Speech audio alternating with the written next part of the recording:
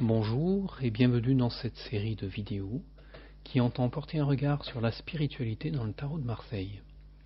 Pour moi, il s'agit de vous proposer des lectures, des perceptions, en fait de partager le plaisir que j'ai de travailler avec ces cartes. Je vous invite à vous emparer de ce qui vous parle. Aujourd'hui, nous allons aller à la rencontre de l'amoureux pour découvrir ce qu'il a à nous révéler, à nous montrer.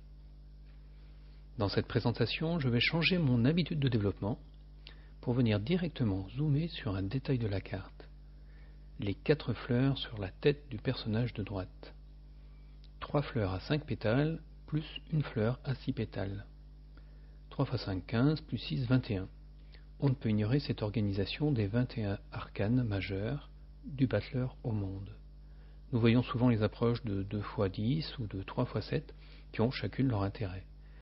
Je démarre par cette observation car si nous retenons cette organisation des lames, il nous faut nous pencher sur la première série de 5 que nous venons de terminer d'observer ensemble, série qui va du battleur au pape. Un petit rappel. Le battleur, il nous parle d'intuition et de méditation. Il nous rappelle que ce qui est en haut est comme ce qui est en bas et vice-versa. Il se présente comme un messager de l'énergie divine et fait le lien entre le ciel et la terre. Il nous propose une voie, la méthode d'analogie pour lire les cartes et dévoiler notre chemin. Il est enfin porteur d'une pratique, la mystique qui nous guide. La papesse, elle, dévoile l'invisible en le rendant visible. Elle est un miroir. Elle révèle l'amour divin, la rencontre de notre âme avec l'essence divine. Elle fait le lien entre l'horizontal et le vertical. Par la contemplation et la réception, elle nous entraîne dans une prise de conscience, une révélation. Elle nous propose une pratique, la gnose, qui nous apporte la connaissance. L'impératrice, elle met en œuvre le message divin. Elle s'abandonne à l'autorité divine. Elle est missionnée et accepte sa mission librement. Elle nous invite à l'alliance d'amour, la concordance entre la volonté divine et la volonté humaine. Elle porte son rôle de mage à travers cette concordance et met en œuvre la magie sacrée. L'âme agit, crée, incarne et donne vie. L'impératrice nous rappelle que la vie est un ensemble de miracles qui sont eux-mêmes les effets visibles d'une cause invisible. Elle nous invite à démécaniser la vie humaine pour aller vers le sacré. Lors de la lecture de cet arcane, nous avons évoqué les paroles du Christ, rapportées par Jean. Ego sum via veritas et vita. Je suis la voie, le battleur, la vérité, la papesse, et la vie, l'impératrice. Souvent, nous pouvons lire cette formule dans des références littéraires ou sur les murs des églises. C'est rare que nous soit présentée la deuxième partie de la phrase « Nemo vinit ad patrem, nisi per me ». Personne ne vient au Père, sauf par moi. Cette suite correspond à notre binôme empereur et pape. L'empereur, il est porteur de l'initiation, de la connaissance de la parole de Dieu. Il inscrit ce message dans la matière. L'empereur nous parle d'humilité et d'être au service du divin, mais aussi de l'humain.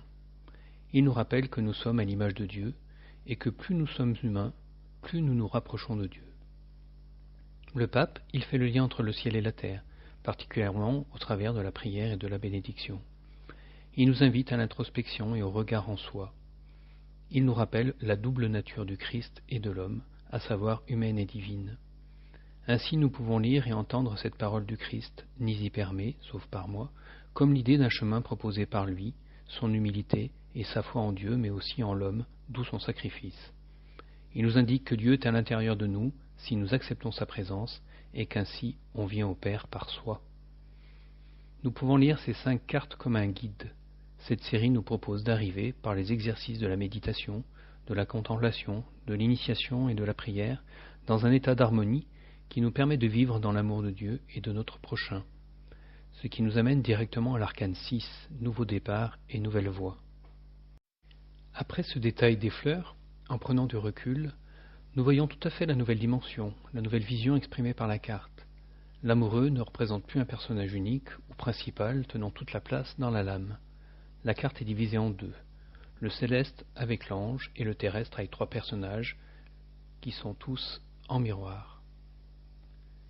Pourquoi l'amoureux ? Amour, e. Le suffixe e exprime l'idée de plein d'amour. De plus, si on regarde précisément, il n'est pas noté l'amoureux avec un apostrophe, mais l'amoureux en un seul mot, tout attaché. Une erreur ou un indice. Bien entendu, dans le tarot, jamais d'erreur, que des indices et signes à suivre. Nous notons l'écriture du U, qui est donc indiqué en V, en forme de V, que nous retrouvons aussi dans la roue de fortune ou dans la maison Dieu. Si on le lit comme un V, alors on entend l'âme ovre. Ovre vient du latin opus au sens de ouvrage. Ovre a ensuite donné le mot français œuvre. Ainsi la lame œuvre, ce qui nous rappelle l'objet même du tarot et de son mode d'expression. Voilà pour la forme. Mais aussi l'âme œuvre, ce qui nous remplit d'amour. Voilà pour le fond. Nous pourrions décliner aussi OV, ov, en tant que préfixe qui signifie œuf, symbole du cosmos et de la vie, et comme suffixe, on le retrouve dans la Bible qui exprime la notion de magie. Enfin, œv, qui en grec parle autant d'espace, dans, dedans, que de temps, pendant. Nous allons décliner ces notions au travers des symboles de la carte. Nous voyons aussi apparaître pour la première fois des traits avant et après le nom, l'amoureux. Nous en notons 5 avant et 6 après, comme pour insister sur le basculement d'une série à l'autre. Alors, découvrons toutes ces pistes dans le contenu de la lame. Sur la partie haute, nous avons une première apparition d'un ange. Il figure, sans doute, l'évolution de la symbolique des cartes vers le céleste.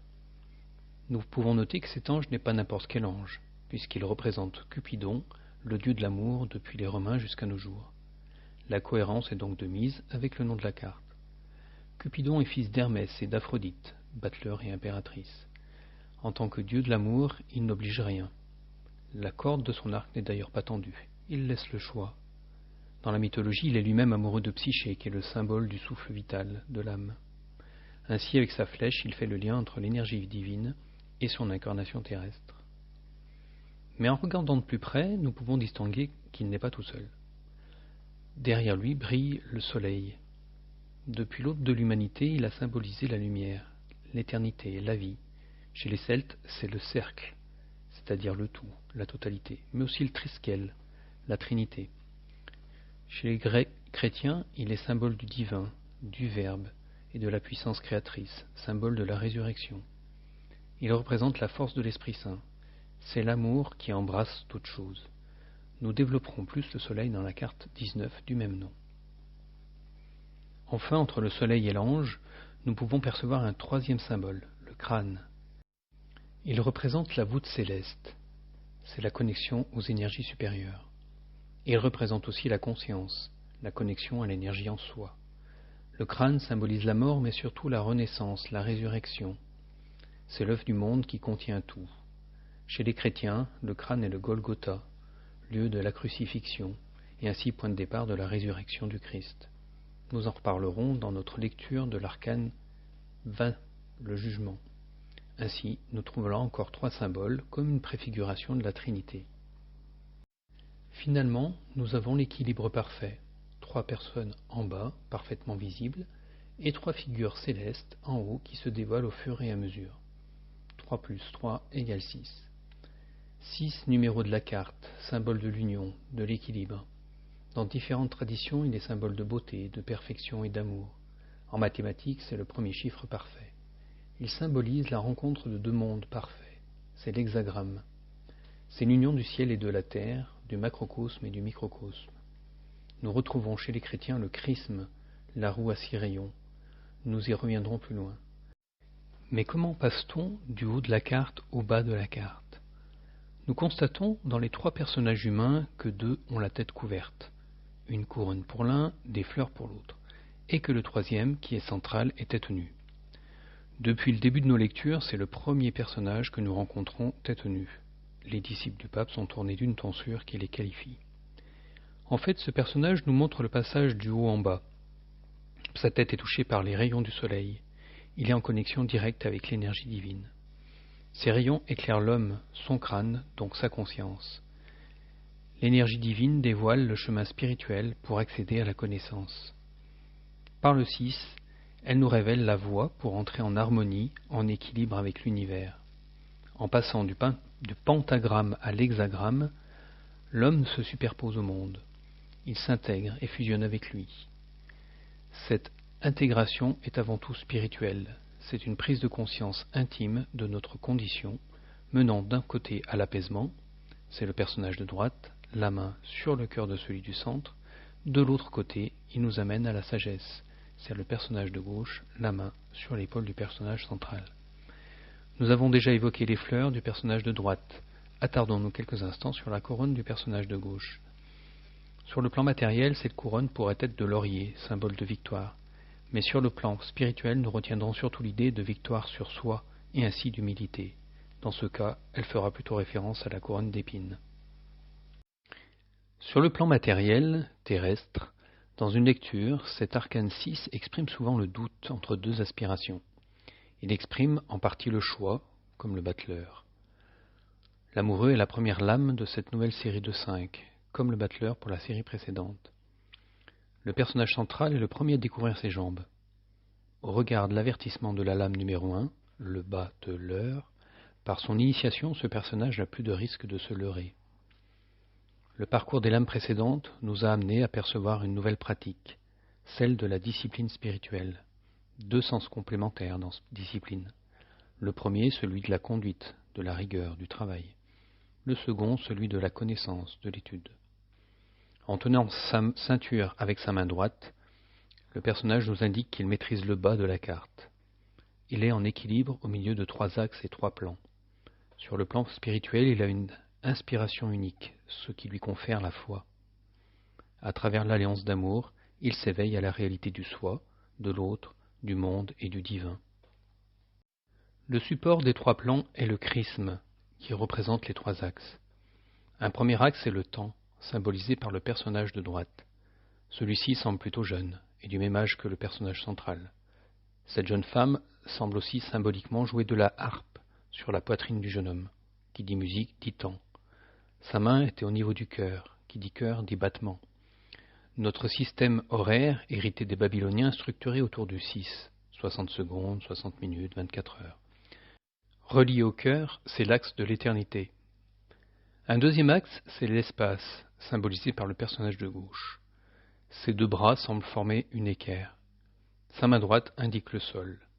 Les 2 personnages de gauche semblent se regarder dans les yeux. C'est l'axe de la conscience et de l'infini. Enfin, afin de donner du volume et toute sa dimension au chrisme, un 3e axe est dans la verticale, tant vers le haut que vers la profondeur. Le personnage central et le chérubin forment une connexion, nous l'avons vu. Le soleil tire cet axe vers le haut, vers le divin céleste. Le crâne tire cet axe vers les profondeurs de soi, l'essence divine de notre être. Ceci sera particulièrement développé avec l'arcane sans nom, la lame numéro 13. Quant au chrisme, nous y reviendrons avec l'arcane 10, la roue de fortune. Nous l'avons vu, nous venons de prendre à la fois un virage et une nouvelle dimension avec l'arcane 6. Quelle évolution pour notre chemin? Quelle nouvelle compréhension de notre place dans l'univers le tarot nous propose-t-il? Nous espérons trouver des pistes de réponse avec le chariot, arcane numéro 7. Mais ceci est une autre aventure. Pour l'heure, je me joins à l'amoureux pour vous remercier de nous avoir accompagnés jusqu'ici. N'hésitez pas à me laisser vos commentaires sous la vidéo ou sur ma page Facebook Tarot et Spiritualité. Je vous donne rendez-vous pour notre prochaine lecture.